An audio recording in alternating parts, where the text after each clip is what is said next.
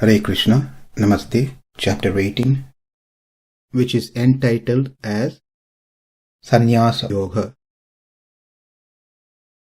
Sloka 45, Part 2. sva-karma-nirataḥ saṁsiddhiṁ labhate naraḥ sva-karma-nirataḥ siddhiṁ yathā vindati chṛṇu. By following his qualities of work, every man can become perfect. Now please hear from me how this can be done. The varnashrama system that's established by the Lord himself has this greater purpose. Just like how we got 4 divisions in our body, the head division, the arm division, the belly division, and the leg division. The leg division is the Shudras. It is said the Shudras born from the feet of the Lord. Also, as we learned, they work for the other 3 classes. They run around. The belly or the thigh division are the Vaishyas, where they appeared from. They have to sit and do the business. The arm or the shoulder division, where the Kshatriyas born from. They need a strength and power to fight. And the head division is the Brahmanas. The Brahmanas are appeared from the face, the mouth of the Lord, so they can recite the Vedas. Brahmanosya mukamasit bahora janyakritah uru tadasya yat vaishyah padhyakshudro ajayata. So suppose if a body only has belly and leg, then what is the use of that body without having the head and arms? How can the body function? So it is important to have the society, the social order with Brahmana, Kshatriya, Vaishya and Shudras working together, helping each other towards a spiritual progress. So the varnashrama system can be classified into 3: Vaidik varnashrama, Asurik varnashrama and Dhaivi varnashrama. As per the Vaidik varnashrama system, it's a natural system where one is born as a Brahmana by birth, born as a Kshatriya by birth, born as a Vaishya by birth, born as a Shudra by birth, to a respective parents who are also Brahmanas, Kshatriya, Vaishya and Shudra. As per this Vaidik varnashrama system, it is a progressive method, means by which one can attain moksha. A Shudra, by doing his prescribed duties meticulously, that is serving the other 3 classes of people, in his next life be born as one of those 3 classes, mostly as a Vaishya. And being born as a Vaishya to a Vaishya parents, by following strictly the Vaishya dharma, the agriculture, cow protection and so forth, as a worship of the Lord, he gets a birth of Kshatriya in his next life. As a Kshatriya, when one follows his dharma, Kshatriya dharma, as explained in the 43rd sloka, heroism, power, determination, resourcefulness, courage in battle, generosity and leadership, he get a birth of a Brahmana in his next life. And as a Brahmana, his duties of being peacefulness, self-control, austerity, purity, tolerance, honesty, knowledge, wisdom and religiousness, as a service to the Lord. At the end of his prarabdha karma, he attains moksha. This is a progressive method set by the Vedic varnashrama system. Whereas there is another system called Dhaivi varnashrama, where one does not need to go through this progressive system for several lifetimes to attain moksha.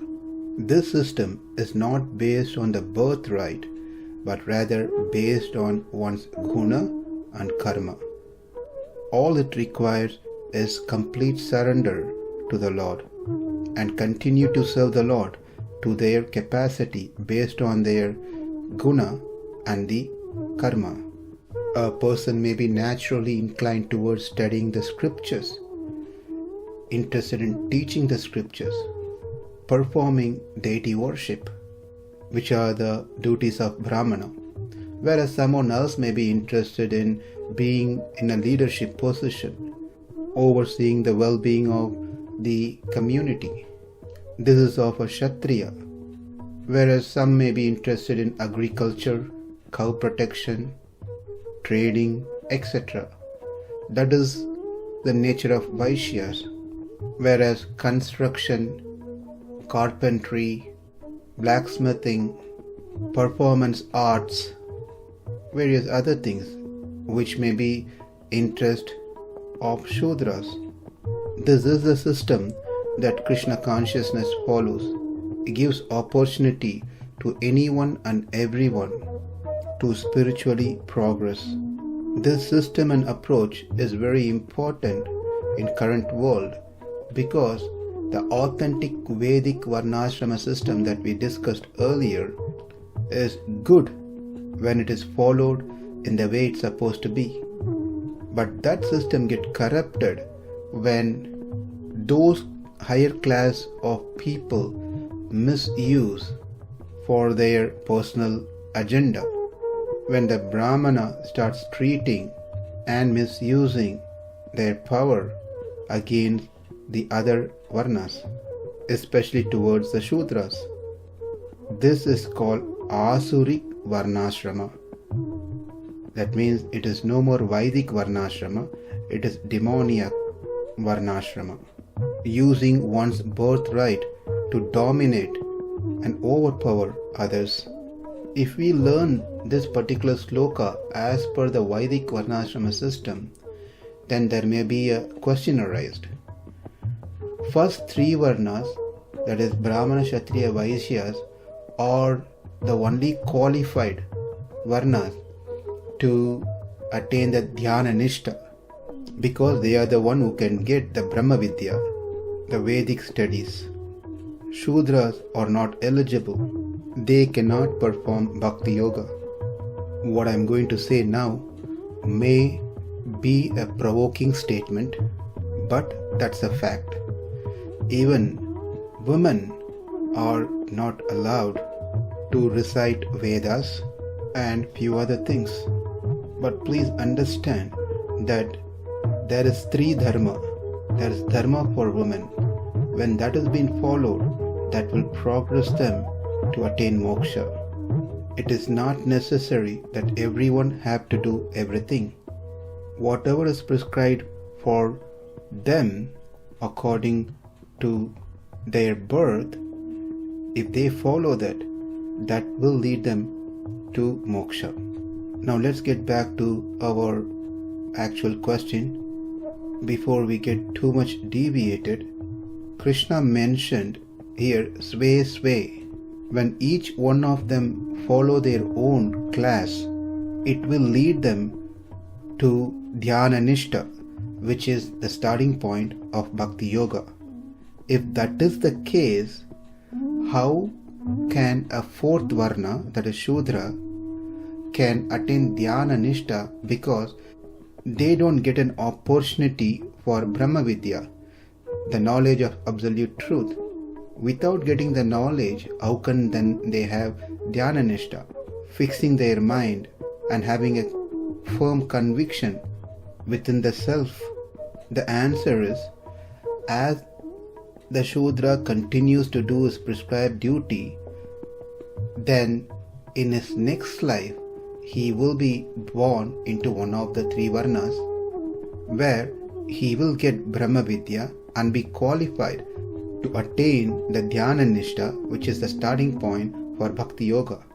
Then one may ask a question, how did Shabari, Dharma-vyudha, they all got moksha without being born in the one of the three varnas?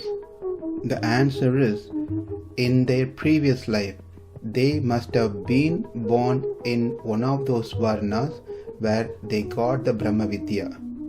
The follow-up question would be, if they had born in their previous life in one of the three varnas where they can get the Brahma Vidya, then why did they be born again as a Shudra or lower?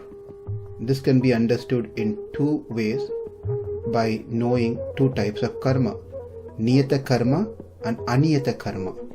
They got this body, current body, could be because of some curse, or a great soul appeared into this type of varna for some higher purpose. For example, Jaya Vijaya, they were cursed to be born as demons. As far as aniyata karma goes, as long as one has the prarabdha karma, they have to finish it in one way or the other. Therefore, they could take any type of body that may help them to reduce their prarabdha karma. The fact is that we don't know who's what. We cannot judge anyone by their birth, by their appearance, by their social status. In the history, there was a great devotee by name Anantarvan who was residing in a holy place called Tirumala, Tirupati. Once he had to come down the hill to go somewhere. After coming down, he unpacked his lunch bag and he saw there were ants coming out of the food. Immediately he repacked the lunch bag and walked all the way up the hill and unpacked over there, letting the ants go as they wanted. The disciples of Anantarvan were perplexed and requested a reason for his behavior. In response, he said, "These ants are the residents of the holy dham. I have no rights to remove them from the dham to take them elsewhere. Who knows who these ants are, where in their previous life? It is not possible someone to take birth in a holy dham without having the mercy of the Lord, without having some good credits in their karma bank. Or it could be some devatas who have taken birth as ants to be in this holy dham." Therefore, the key message from this session is for us to realize and understand the Krishna consciousness movement that founded by Srila Prabhupada has opened up the door to Vaikuntha, giving opportunities to all the living entities, irrespective of their gender, color, nationality, birth, social status.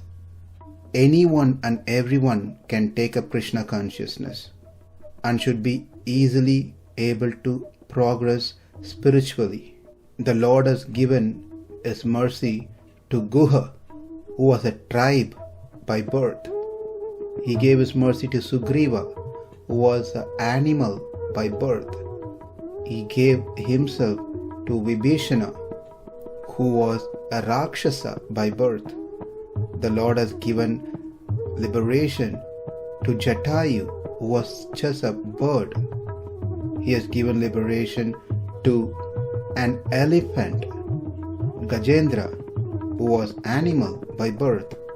Shabari by birth was a tribe. Being a woman, she attained moksha. Birth, gender, race, none of these defines moksha.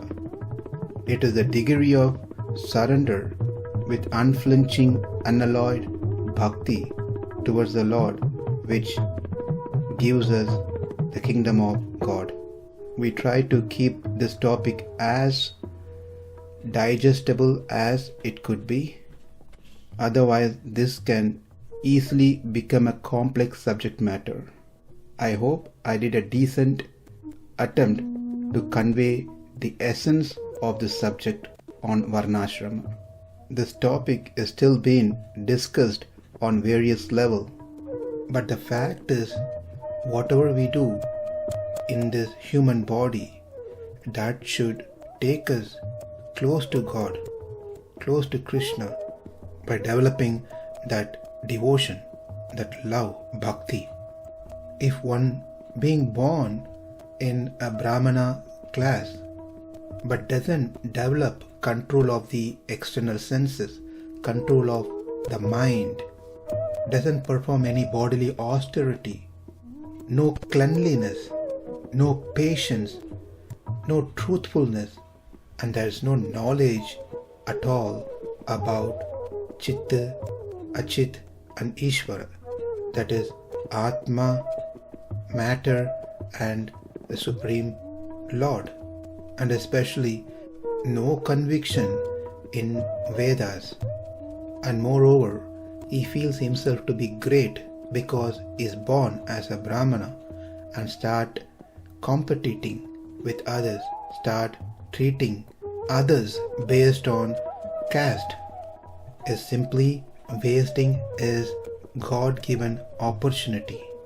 by jeopardizing his spiritual progress. That means we can understand just by wearing a sacred thread doesn't make a person as a qualified Brahmana. That sacred thread makes a person eligible to accept the instructions from the Vedas and study Vedas from a guru. Otherwise, one cannot approach the Vedas. And one who got the sacred thread is said to be Dvija. Dvija means second born. First birth he gets from his mother, that's a body, whereas the second birth he gets from a bona fide spiritual master, that is birth of jnana, knowledge. We should know this whole aim of Varnashrama Dharma is to turn a crude man, a woman, into a pure devotee of the Lord, a pure Vaishnava. Anyone, therefore, who becomes a Vaishnava is considered beyond these four classes and will certainly have all the good qualities of a Brahmana. Sri Chaitanya Mahaprabhu accepted this very principle and recognized Srila Haridas Thakura as the Acharya of the holy name. Although Haridas Thakura was not born as a Brahmana, he appeared in a Mohammedan family. So one may have a concern, I am not a Brahmana, Kshatriya, Vaishya or Sudra. I don't even know which class I belong to. So what is going to happen to me? As we have seen the answer for this question in several forms in past few sessions. Being born into the four varnas certainly helps one to progress towards moksha, but for those who are not born into the first three varnas but low born as Shudra, Kirata, Huna, Andhra, Pulinda, Pulkasha, Avira, Shumbha, Yavana, Kasa and many other birds, any one of them can become a Vaishnava. No one can stop that person to become a Vaishnava if he decides so. If he becomes a Vaishnava, then he is already a Brahmana by qualities, regardless of his birth or past deeds. And if he is a Vaishnava, then he does not discriminate among different classes. He treats everyone equally. He has control of the external senses and internal mind, very well accept the Shastras as the ultimate authority, be patient, straightforward and truthful. Therefore, let us all aspire to become a pure Vaishnava, so that we don't get caught in bodily consumption and start discriminating people. Now let's get back to the flow in which Krishna takes us in Bhagavad Gita. Krishna says that by following your varnashrama dharma, you will progress spiritually and attain moksha. But the question is, if one follows their varna and ashrama as per the scriptures gives various ways of worshipping various devatas, demigods, like Indra, Chandra, Surya, Varuna and others. But these devatas are very much limited in what they can reward.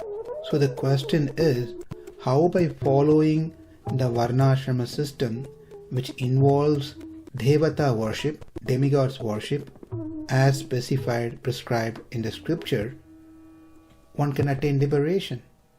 We know that it's only Krishna who can give moksha, not anyone else, not any devatas. So, by following the scriptures which recommends to worship the devatas as part of the varnashrama, how can one attain liberation? But from what we understand so far is that Krishna seemed to be emphasizing and pushing one to follow the varnashrama system as prescribed in the scriptures with their respective duties. By now we know that by worshipping Krishna, one spiritually progress and finally attains lotus feet, attain Vaikuntha. By worshipping devatas, one may materially progress and be well settled in this material world, compromising the spiritual world. That being the case, how can varnashrama system leads one to moksha is the question. Let's hear the answer from Krishna in the next sloka. sva-karma-nirataḥ saṁsiddhiṁ labhate naraḥ sva-karma-nirataḥ siddhiṁ yathā vindati chṛṇu. Namaste. Hare Krishna.